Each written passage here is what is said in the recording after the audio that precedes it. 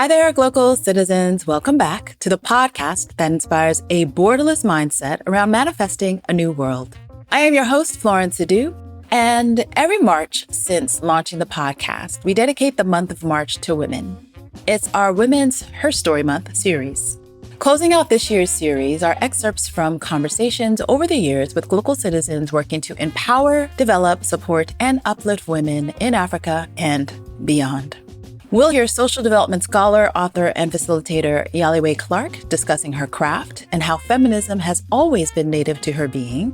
Nana Eyeson-Akiwowo shares how her NGO, African Health Now, inspired the innovative Fourth Phase Box, solving for the unspoken and overlooked needs of women postpartum. Daisry Obal tells us how her work in policy informed and inspired her to build the Oyayone Foundation, which is dedicated to transforming Namibia one mother at a time. With a passion for building solutions that matter, Tiambi Sims, co-founder of social enterprise She Farms, shares what her guiding question, how are we going to feed 9.7 billion people, means in practice. And Aissata Sidibe India, president and founding member of Yalemba Women in Action, shares how their concrete actions approach has been impactful in supporting African women and girls, helping them to help themselves to improve their daily lives. Without further ado, let's listen in on these her stories.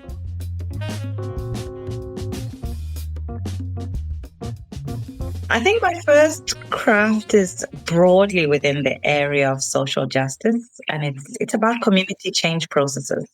Some of those community change processes would be within institutional framings like peace processes, negotiation processes that are quite structured, led, and publicly known by governments. But most of my work is probably, I think, more aligned with the kinds of social change processes that are not that well known, not necessarily named as social change processes.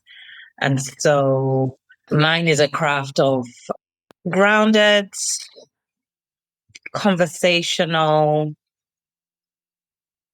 possibility that seek the possibility of change, right?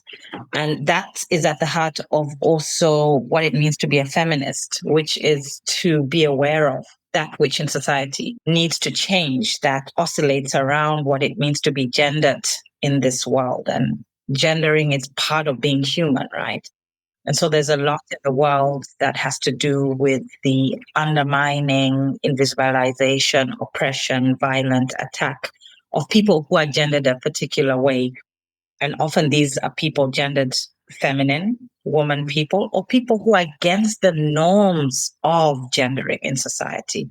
So, you're a man, but not in the normative expectation, the typically rewarded performance of masculinity, then you would have a difficult time. So my craft is, I guess, understanding those social political dynamics in our immediate society, understanding them deeply in a way that enables the possibility of change. And the way in which I try to facilitate that change is through deep dialogue processes, whether that's teaching class, 17 years of teaching undergraduate and postgraduate at the University of Cape Town at the African Gender Institute, which has now a full undergraduate and postgraduate degree program, which we now call the Department of African Feminist Studies.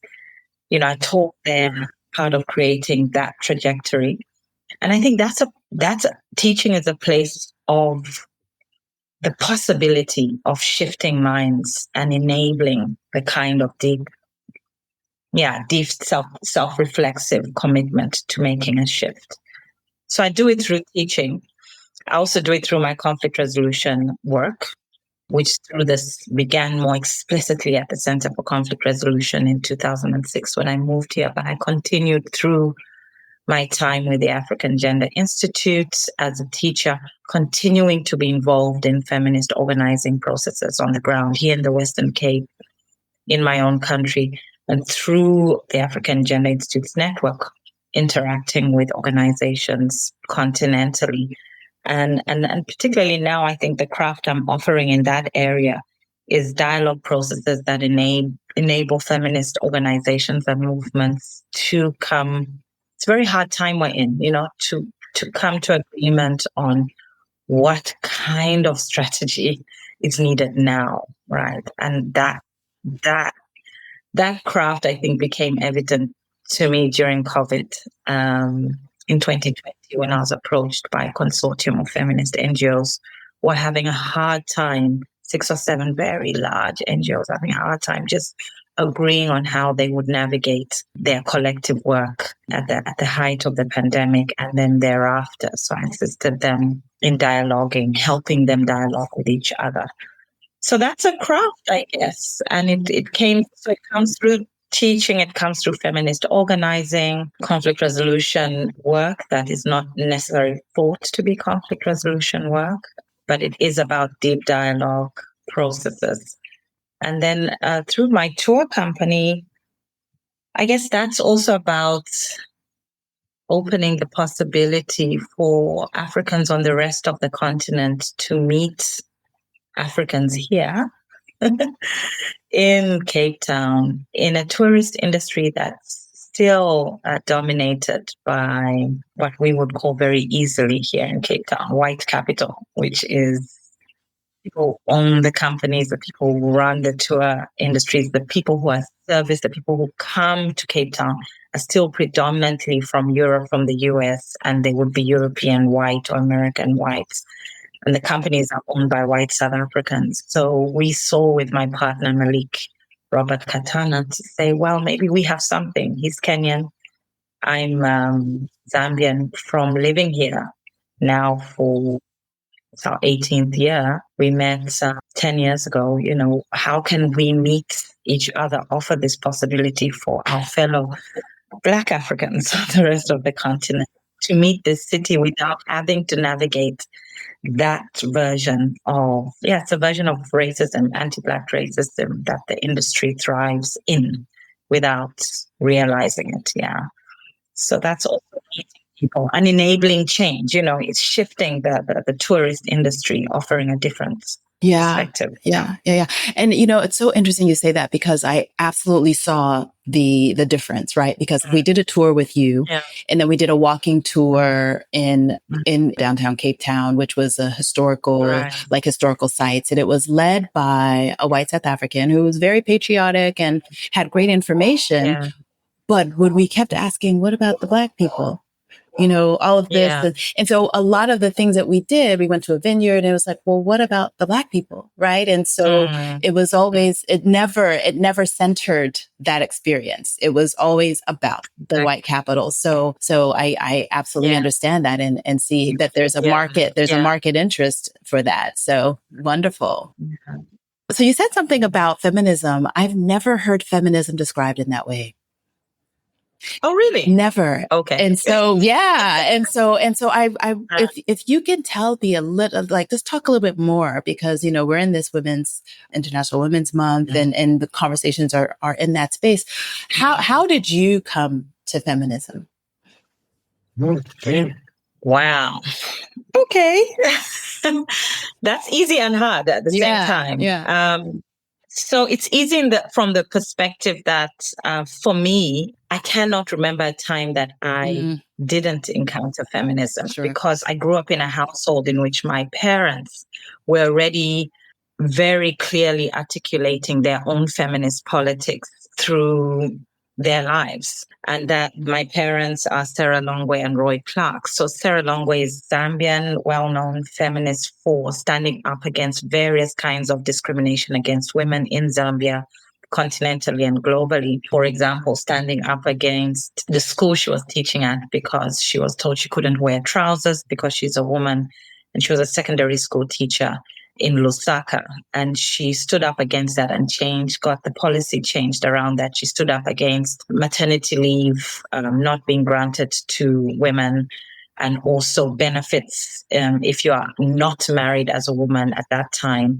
I think then that must have been the 70s, probably mid 70s in Zambia at the time. We had inherited British colonial laws around employment and labor, which had inherent in them a patriarchal understanding that if a woman is married, she need not earn an income. And if she's working, she need not have housing benefits and other benefits. She would rely on her husband.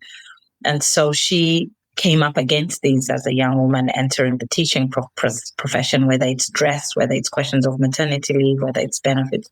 She stood up against those. And then later in life, I remember as a young girl, I think I was 10, 11, 12, where she took a large international hotel, the Intercontinental Hotel, to court for not letting her into the hotel because she was not accompanied by a man. Again, a leftover of the British colonial bylaws, I think it is. And so she took that matter to court, and this case set precedence because the judge used an international instrument, Convention on the Elimination of All Forms of Discrimination, to make the ruling, and therefore invoked the possibility of an international convention being nationalized by one judgment. And that set precedence locally.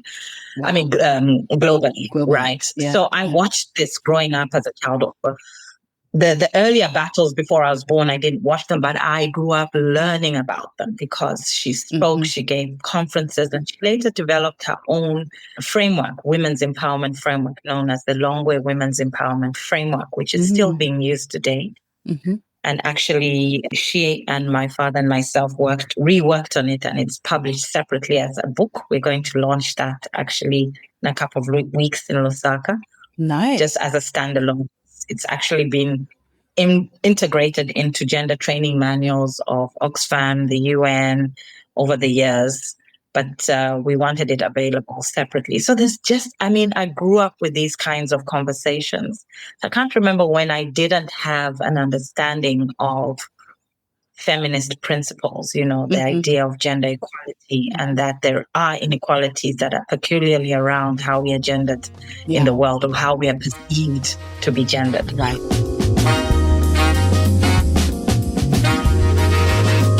When you realize that you have brought life into the world, and now it is actualized that you don't have the means, like the thing is here, the baby is here, it can't do nothing, and you have it. And now I got to wipe shit off a baby diaper and put it back on it. He's only been in this world for like 7 hours, if that. Yeah. And that's his or her first experience. Right. That puts you into a postpartum depression. That is something that we also don't talk about in our culture. Yes. We don't talk about the afterbirth, how women deal and heal. So the box may be just enough for her to function today, tomorrow, maybe for 5 days. Yeah. That is 5 days where this simple shit is not what I'm thinking about. Sure. This thing here is not but because if I don't have it, I'm thinking about this thing in such a way that it's almost like you go fall down a rabbit hole. Like you can't. Yeah. You just keep, I can't even afford this basic. Yeah. How am I going to afford school fees? Then your mind automatically jumps for like that's everything, right? Everything. How am I going to do them? How am I going to do this? And then you become depressed. And then the mother is no longer good and able to be present and care for her child and her family and herself the way she should be. Right. But if I give you this box and the joy that we watch women be like, may God bless you. And I appreciate the blessing. Not that I don't need it. I always take a blessing. Yeah. That's the ultimate thank you. Sure. Yeah. Women show. Yeah. And watching women cry and be like, I didn't have anything. Yeah. I was just sitting here. I've been wearing the same sanitary diaper, the same sanitary pad they gave me. And now you've given me open this box. I have a whole 32 pack of sanitary pads. Right. I have diapers. I have wipes, some soap that I can wash my body with, wash my baby with. I have a hat. The hat, you see people like literally are fawning over a baby hat. Yeah. Because it's simple, those things, but it's like, oh, I have a baby hat for my, and it's like, it's the thing I took so for granted. Yeah. Always have taken for granted. Yeah. And that was the privilege that thankfully I was born into, that I could always take that for granted. But when you realize that that privilege is for someone who just is like, I don't have it. It was the thing. So we started doing that. We started raising money through African Health Now on getting people to purchase and donate these maternity go boxes for mothers. And then we started in conversations with American women, we started to also realize that there was a thing missing in American culture where we don't talk about the afterbirth. So it was like nobody was talking about that fourth trimester. Yeah. Afterbirth. So that's the fourth phase. Yeah. Okay. So that fourth trimester, nobody anywhere, it felt like nobody wanted to talk about it. It was just like, I had a baby. Yay. In Ghana, we were like, you had a baby, now good luck. Right. And it was like, you have a baby and it's all about the baby. And the mom is like, I have a tear from my vagina to my asshole. Nobody's going to talk about it. Yeah. Like it doesn't exist. Right. I don't have anyone to talk about it too either. So we wanted to so in an effort to kind of figure out how do we connect, like the one thing women share, one of the things that women share globally is motherhood. Yes. That either the decision to either enter into it or the fact that you are in it or that process of being part of that community. And so through motherhood, we were just like, well, the thing that connects them all is this.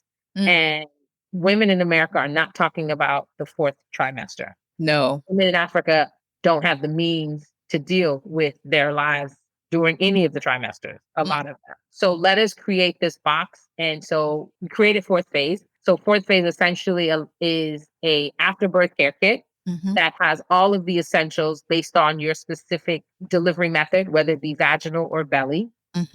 And for each box that is purchased for a woman here, a woman in Africa gets the box as well. Oh, okay. So that's how that 1-for-1 model works. So you get a box, your girlfriend's having a baby, awesome. Send her a box. For that box, that one price that you paid for that box, now she gets a box and a woman in Africa gets a box too. Okay. Wonderful. Wonderful. So who is your US based partner? Our US based partner is African Health Now. Oh, okay. Yeah. So we're partnering with African Health Now to get the boxes. Okay. Got it. So African Health Now is now just this is now the US side because you've always had the US side. Yes, because we've always never had, right. Yeah. Okay, that's wonderful. So fourth phase is a for-profit. So unlike African Health Now, which operates as a nonprofit organization, fourth phase is a for-profit entity that has a social give back. Okay, that's awesome. So you started that as a business. Yeah, so that's ready, running. We will launch in December. Nice. Prototyping the boxes now and doing focus group. But yeah, that's on its way out. Awesome. So yes, we are launching a business. Yay. Launching a new business. Let me just tell you a story, folks, because Nana and I go back. Like Nana and I used to meet at the Whole Foods down in Tribeca. Union Square? Union Square and Tribeca. Yeah. Yes, both. We would go to both wherever our office because I so believed in what she was working on. I was like, look, Nana, I want you to make this thing something. And so I'm so happy to see this moving in this direction. I'm so happy. Together. Yeah. Okay. So tell us how to find you and how to find the boxes and buy the boxes while we're on the topic. Got it. So the website goes live in December. But the website for now, you can definitely sign up. We'd love for people to sign up, especially expecting moms. If you have a mom in your family friend group or whatever, or even moms who've given birth, we'd love to learn about your after birthing process. Yeah. So you can go to fourthphase.co. And is it fourth the number or FOU? FOURTH. Okay. Fourth phase, PHASE.co. Okay. And you can sign up there. And you can also follow us on Instagram and Facebook. We're Fourth Phase Box on both of them. Okay. And then African Health Now is in itself still running and functioning, we still doing community health fairs. We still have our partnership with Medina. We distributed over 2,000 boxes to date since we launched the Maternity Go Box initiative through like getting women to come and deliver at our clinics. We also have, we do birthing kits as well. So we did our first global baby shower last year. Where we put together birthing kits to support moms who opt to go back to their village to kind of help them advocate to their midwives so that they have sterilized and sanitized equipment. So in that has like umbilical cord. It has an umbilical cord clamp. It has a number 10 surgical blade to cut the umbilical cord. Wow. It has gauze. It has alcohol wipes.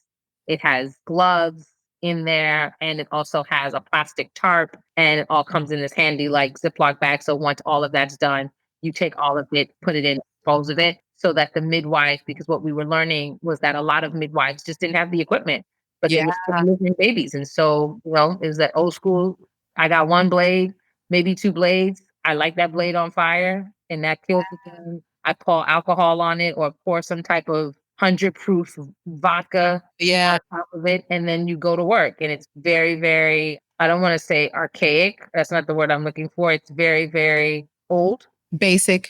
Yeah. Yeah. It is an old, old, old, antiquated way of doing anything, like super, super, super before time antiquated way of doing things. But for a lot of people, it was the way they had to do things and what they had access to. Sure. And for people, because that's what they had access to, it inevitably was the way in which they ended up delivering. And so for us being able to create the birthing kit allowed for mothers to advocate for some level of sanity and sanitization for their delivery. And so each mom that made the choice to deliver back in their village, we'd also give them a kit. So, and we did that in Nigeria. I think we gave about 500 kits in Nigeria to mothers in kind of northern region who wanted to, who were delivering at home with the community health worker versus coming to the hospital. Okay. So what is so your number 500 and we know the need is huge. So what is your vision? Like what are you seeing in terms of being able to reach people? Like how are you seeing yourself moving in that direction in terms of expanding your scope? You have the fourth phase which is here. So have you projected how many boxes you think you'll be able to sell this coming year? Like so what are the numbers? And our goal is that if we can get to 30,000, that would allow us to 15,000 boxes sold allows us to actually impact 30,000 mothers. Yeah. In Ghana. Nice. One of our other things is partnering with other clinics. So it's not just Medina that we want to be able to provide boxes to those clinics. There's other clinics as well. And the maternity go box shouldn't be a box that my vision for it is that it's not just a box for the needy. Yeah. That don't have income to do it. Right. Every woman standard care in a hospital, walk out of that hospital with the basic needs, whether she has access to that money or not, or means or no means, she should have that so that she can at least go home and not be worried about that. Yeah. And so, I mean, for us, the goal, I would love for us to be in every hospital. I'd love for us to be, whether you're delivering at Ridge and you live in Chisago or you live in Asylum, you live in Nima. Sure. Wherever it is you live, you have the right, you've delivered, you have the right to go home with ample sanitary pads to get you through the night to next day, diapers, wipe, basics. It's like a starter kit. Yeah. It is a basic mommy starter kit that every woman deserves to have. So what we're working towards is to be able to, even through fourth phase or just through the work we're doing with African Health Now, being able to supply that and create that need. And then the same thing for mothers here is that, in the US, I shouldn't have to, it's not going to be, it's usually not on my baby registry. And if it is, you don't buy it. People buy all the cute shit for your baby. They just want to buy you. Sure. So no one thinks about the mother. So we want to just change the culture and the way in which people talk about birth.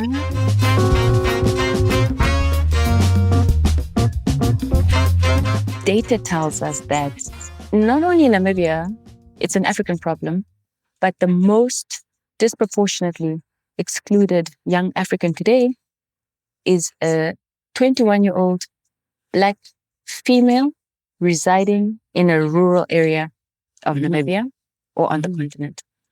Our youth unemployment statistics corroborate it.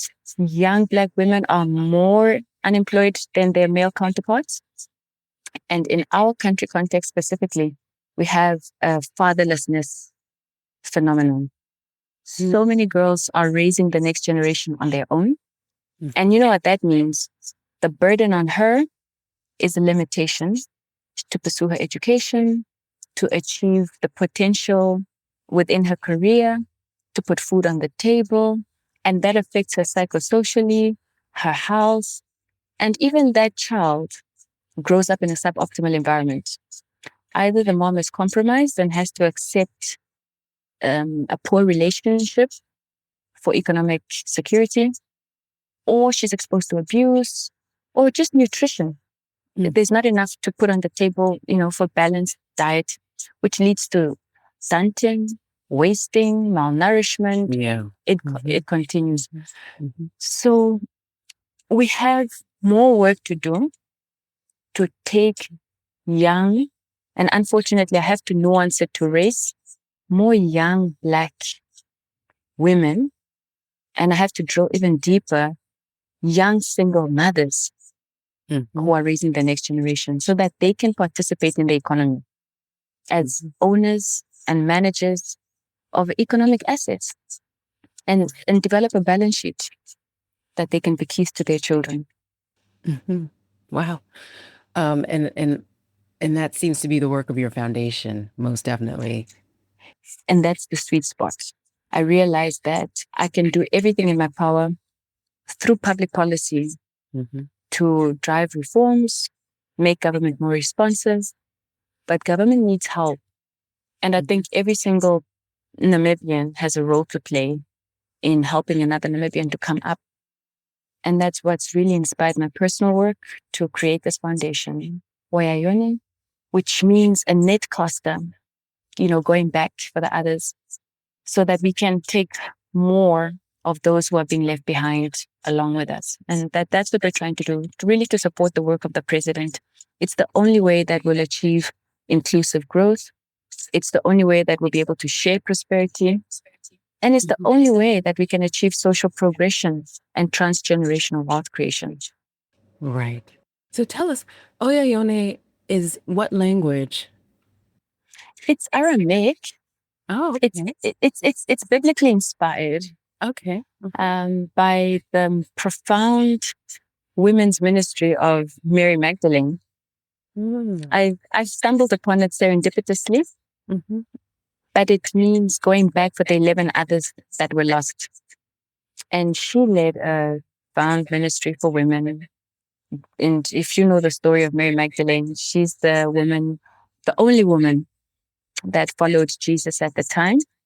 And, they describe her in some theology as the one that Jesus loved.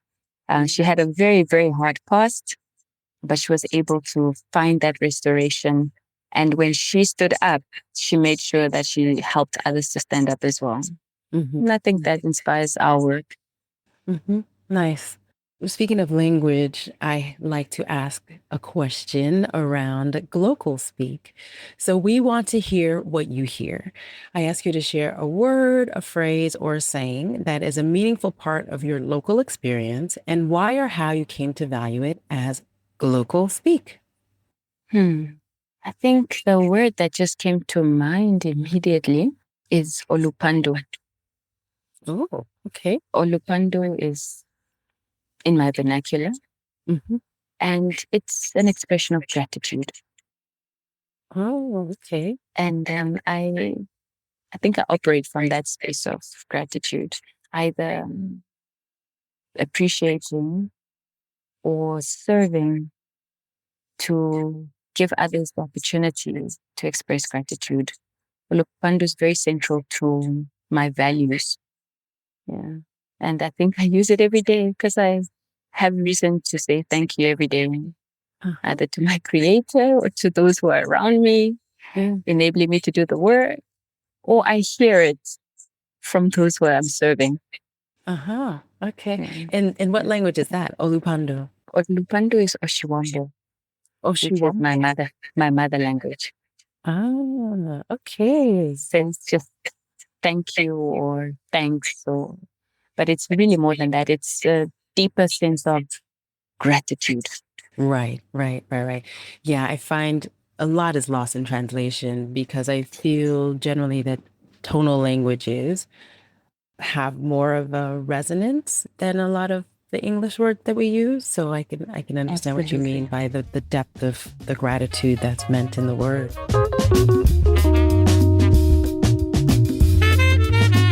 Before I even started She Farms, I read an article on The Economist, right? And the ex-CEO of Nestle wanted to privatize water. I was enraged. I was like, what do you mean that if you privatize water now, you're going to privatize air? That would just be the next natural step, right?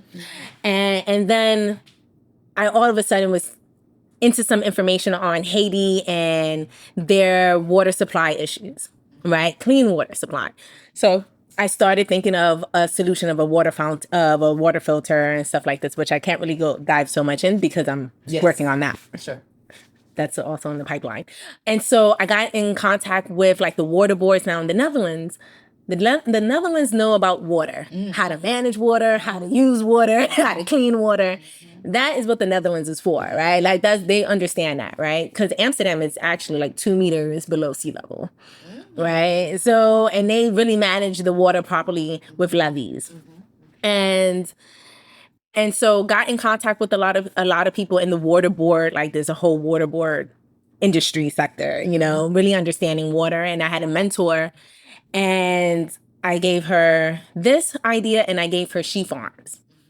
And She Farms came about, I was applying for a consultancy job, and part of the application was like, if you had 100,000 euros, what program would you implement in Nicaragua for smallholder farmers? Right? I didn't know anything about smallholder farmers. I didn't know what was going on, right? Because the food economy is not taught to you in a way that, the food is actually by farmers in this other country that doesn't make so much money, and then they transform it to something else that doesn't even look like what was grown on the trees, right? We don't get that whole line. Nobody understands. No, we got it from ShopRite, Walgreens, or wherever. No. Or, no, man. Whole Foods, sorry, not Walgreens. Sorry. Whole Foods. So people don't have this understanding of where food actually comes from, right? So I gave my mentor these two things, this water filter and this software solution for smallholder farmers, that I made this proposal up. And she was just like, water filter, hardware, a lot of upfront capital, and also so much testing because it's water. Yeah, so this is not something easily going to be built and launched. Do the software, launch that, then we can come back to this, because they're all pretty much connected, right? And so I took her advice, right? And I told the consultancy company, I was just like, hey, do not use my idea, because I'm starting a company on it. And that was October 2014. Okay. And March 2015, I started She Farms. Okay. And then having mentors are the best, and just started connecting me to all the people that I needed to be connected to on the continent. Just on like, I'm a girl from Brooklyn, New York. I don't know anything about agriculture, and I definitely don't know what smallholder farmers are dealing with, and then especially women smallholder farmers, right? Because there's all these levels to it. And so I got connected to all these different people understanding what She Farms could be. And then I got accepted into Climate Kick Launchpad, is a EU accelerator program for climate change. Anything that has to do with climate change. And working with smallholder farmers, you got to teach them the mitigation process, right? How to be resilient, how to mitigate the risks. And so that's teaching them different farming practices. That's using different crops as natural pesticides, all of these different things that they probably have the knowledge of, right? Because a lot of this knowledge is passed down. But how do you get that to a way that we can scale it? They can make money, proper money from it, right? And a lot of it is based on not having proper records. And records, in any case, is important if you want to get any access to finance, any capital, right? But then you have this other layer that a lot of people are illiterate or have low literacy levels, and then low technology levels. And then you have all these things that are compounded, and then people are in this cycle of poverty, right? So going up, definitely up against the grain on this, right? Because this is not the easiest thing to do, especially yes, I'm from the African diaspora, but I cannot say that my peoples are from this country, from this tribe. I can't say this, right?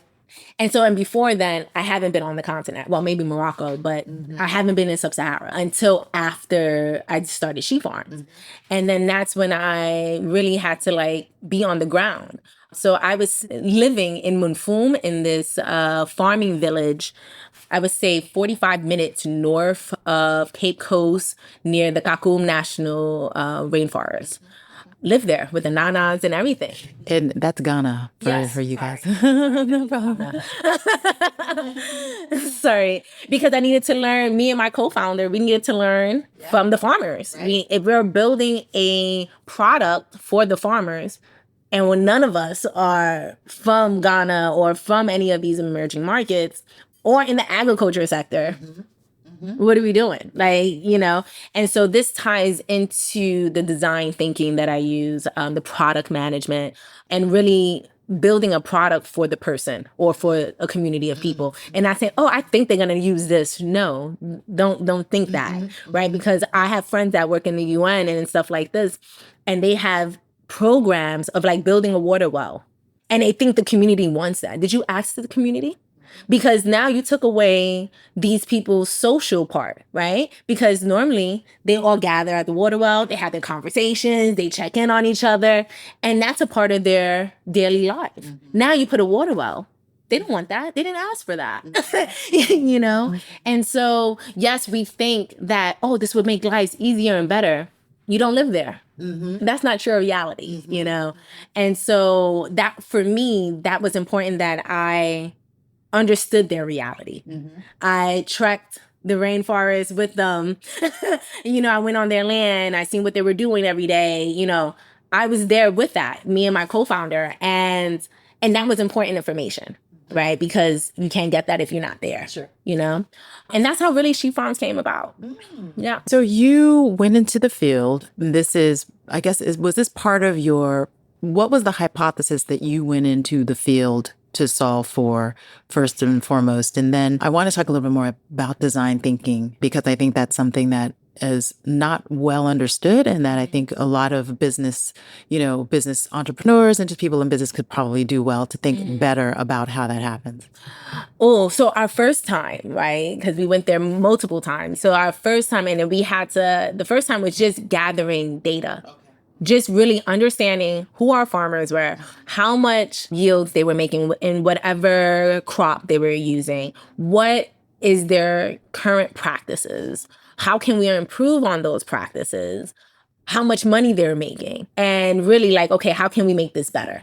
Like, what pain points did they have? So it was really the first couple of times was just understanding them, understanding their problems, because I think they have all these problems, and a lot of the things that we thought they had was not what they actually had, you know? And then we understood that we were lucky because this farming community, the land passed on from the mother side, and it was only on to the women. So this was so beneficial because we didn't have to ask permission for the men to speak to the women and to get access to their land. So it was I had an extremely unique case study because this is not the norm. It's not. You know, and so we were fortunate that the farming communities in that area all were a part of the same tribe, and the land was always passed on the mother side to the daughters or to the aunts, you know, and that was power. And that really shifted the power dynamics with their husbands and everything, and who had access to the land and everything like that. So that's what we learned, and we didn't know that from before, right? And so understanding that, it was like, oh, okay. So they were like, no, this is my land. And they were very proud. Like, no, this is my land. My husband works on the land for me. I was like, okay, right. Got it. Yeah. And they were like, and this land will go to my daughter, not to my son. Yeah. And I was just like, interesting. So I'm Fanti and Ga. So she's speaking about the Fanti people, and Fantis are a matrilineal culture. And so that is why that everything passes on from the mother to their daughters and everything, which is very unique. And that is so awesome. So how did you decide on Ghana? And you happened on this on the culture side, but how did you decide on Ghana?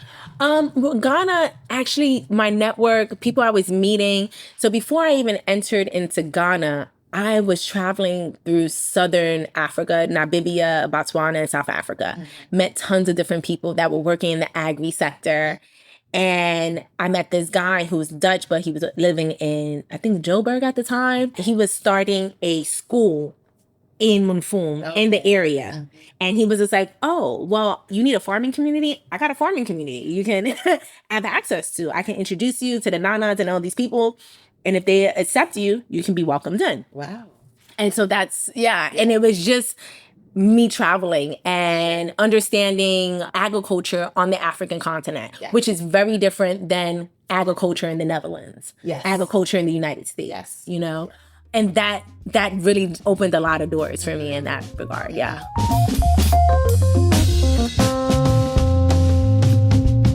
How I came to this work is a very personal story.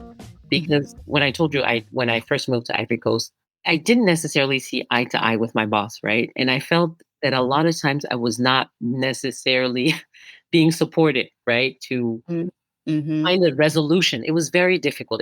For me, it was a very difficult situation. And, when I was working there, I felt to myself, okay, and I'm a person, I have connections, I know people, I'm resourceful, and I can't find a solution to this problem. Imagine somebody who's not connected, who's not resourceful, who's just a simple person. How do they deal with issues that they have? And for me, that was a question I pondered on for a long time. And it came out to be, I feel like I need to help other people who are in situations where they don't have much, they don't know people, they are not resourceful. How can we help them? How can we, for example, and it was very specific in the beginning. It was more, for example, for people who work in companies or businesses, young women, young men, who are in a situation where they find themselves, against their boss or their superior being harassed or things like that, but there's no recourse. And that's one of the issues in Africa. A lot of times, the hierarchy in private sector and institution makes it that people don't have recourse.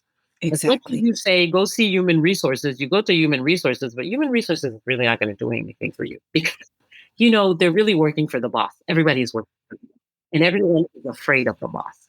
Exactly. So if you have a problem, I don't want to say it like this, but you just need to shut up and deal with it. Yeah. Or leave. Yeah, exactly. And most can't leave because they need money. Because they need a paycheck. They need that job. They need that money. They don't have any other financial means. And so, for me, that was terrible because I was thinking, okay, I have recourses, right? I have people I know. I can talk to other people who can perhaps talk to my boss and things like that. But imagine somebody who has no recourse. What did he do? I mean, for me, and I was suffering. And so I'm thinking, imagine those other people. What would they be going through? And so in the beginning, we wanted to do, and I spoke to a group of friends and, I explained my situation and I was telling them, I think we need to do something for people. We had this meeting. I called all my friends and I said, let's come up with ideas of what we can do. And in my mind, what I really wanted to do was mediation, right? Like create like a mediation association where we intervene for people in job settings where they're having difficulties with their bosses or their superiors or their colleagues even, sometimes. And so that was my first idea. But then, you put a group of 8 women together and it morphs into something else, right? And so we ended up saying, oh, maybe we can save the children or maybe we can, so it went into all these different directions. And I had to tell them, ladies, let's focus, right?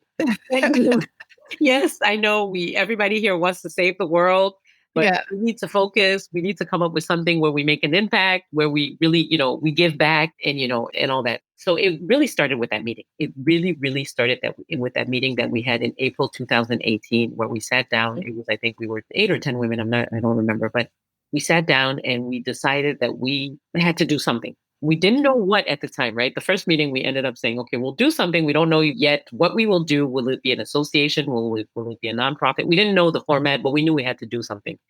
And so eventually, we started meeting regularly and we came up with the NGO. And then we decided, you know what, let's do it for women. We're women, and now, especially now, women are, the movement is everywhere. Right. Right. Yeah. So we said, let's do, and then the other thing was also that we felt that most of the women in the group, we felt that we were privileged, right? We had parents who were able to pay for our schooling.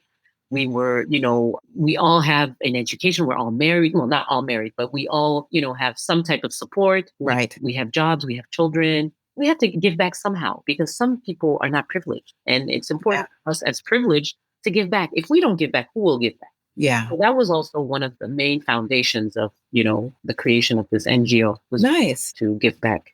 Wonderful. Wonderful. So since then, so that was in 2018. Since then, you have grown. Yes. And established. And so tell us about some of the projects that you've been involved in. Yeah. So we basically, what we decided to do, so we said we want to do women empowerment. We also wanted to do a lot of awareness raising. I'm never sure how to say this in English. In French, you would say sensibilisation, which is is raising awareness, basically. Yes. And we do a lot of that with the young girls. We also do what we call autonomisation. Autonomisation is helping women to be independent. There's not a perfect translated word for autonomisation. Sure, right. But it's empowerment in a sense. It's to empower women to become more independent. Right. So that's also another thing that we wanted to do. So what we do is, like I said, we mentor young girls as well. So empowerment through mentoring and raising awareness. Okay. And then, how would I say this? Now I wish I could speak French. No, so say it in French. Let's see what I can translate. Speak English. Okay. Yes, no, English.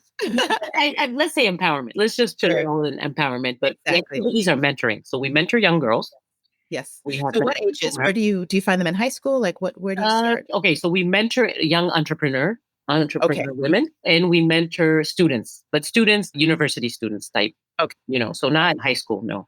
Sure. What we've done so far is university students as well as young entrepreneurs. Right. And then we also currently we're working in a village. And this was it was totally random. We ended up in that village in a random fashion, but then we ended up working with the women there.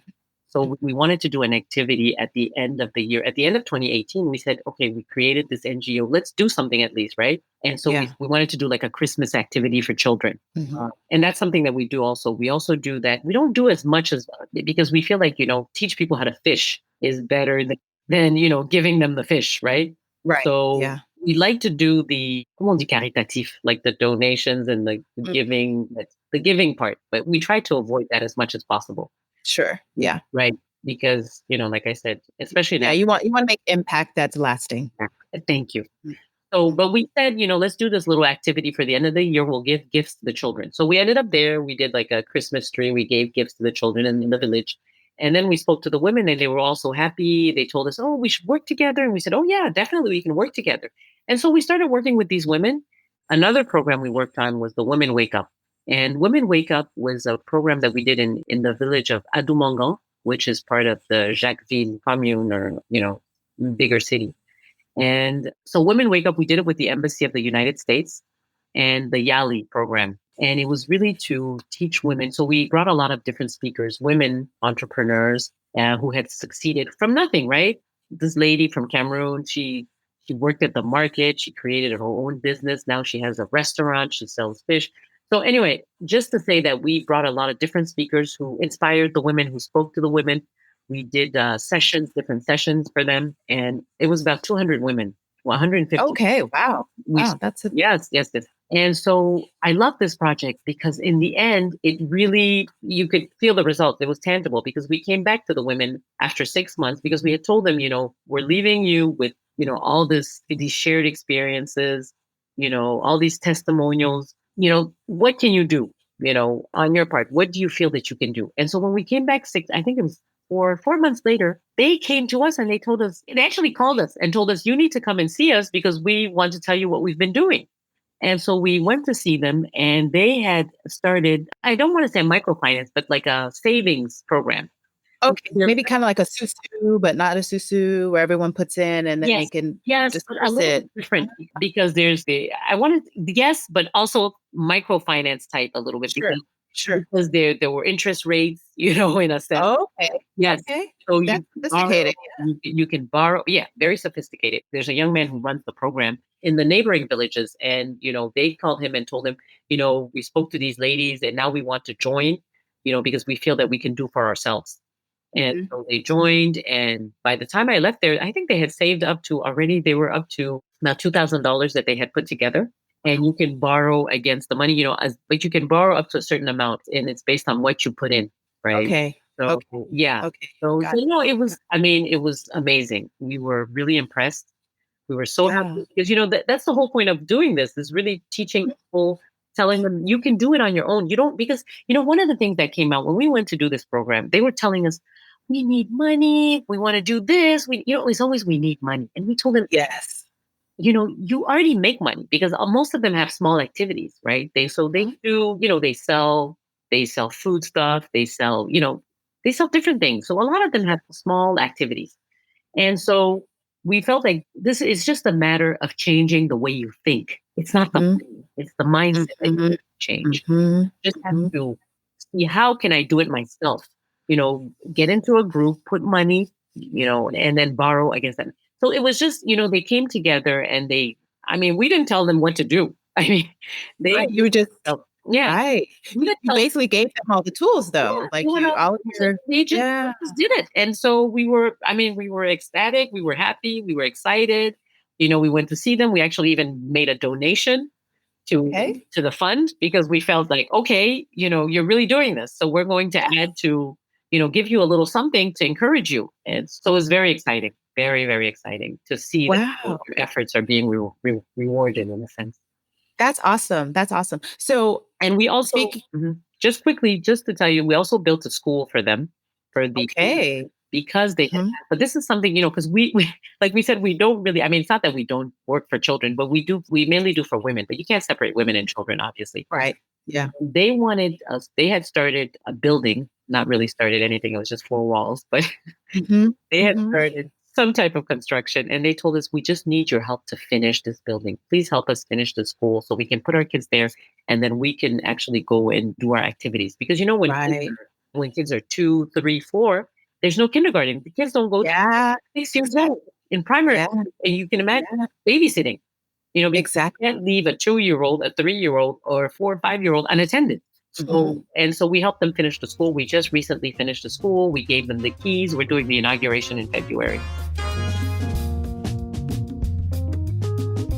Thanks for joining us for this final installment of our Women's Herstory series. I hope that you were as informed and inspired as I was and continue to be by the dynamic stories of these and all of my Glocal Citizens guests over the years. I leave you with this quote: "You are the author of your own story. Write it boldly, rewrite it fearlessly, and inspire others with every chapter." Remember, you can catch us Tuesdays with new episodes at glocalcitizenspod.com or wherever you get your podcasts. Please like, share, subscribe, leave us a review. It helps others find great content on the internet. And until next time, bye for now.